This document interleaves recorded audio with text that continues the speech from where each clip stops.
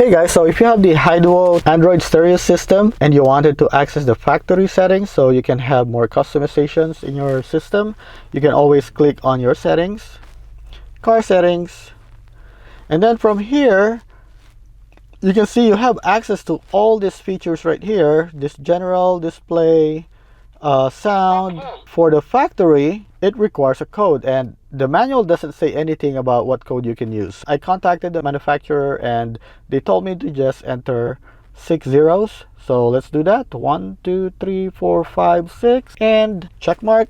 And now I can access my factory settings. And then from here, you have a lot of options. And of course, the first option that you may need to update here is your speed unit. So this one, I believe, was set up to kilometer per hour. I have to set this to miles per hour. And if you want to have external devices, so this is going to be for your, if you have like a 360 camera, TV, or whatever that you want to display in your screen. And here you have Bluetooth pairing mode, reverse detection, audio amp, and here, like for the video player, you have an option for picture in picture.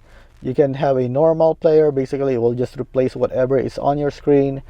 And you have a background option. I'm not sure what the background option is, but I just selected the picture in picture so I can have my radio and if I want the map to show up as well. And one thing that you have here is your standby option. So this is going to be a cold start after a certain number of days or certain number of hours. So basically this system, after you first turn on, is going to be on standby mode, and I have it set up that way so that every time I start the car, it basically boot up in 1 second. But if you don't use your car all the time, you don't want it to be that way because you're gonna run out of battery. So you can have it cold start after 24 hours, or for me, I do it cold start after 3 days of non-use. You have a startup navigator if you want. You can have navigation bar slides out sideways. You can also have a default boot animation. I don't really like that because I just want my car to just boot up on radio right away. And if you want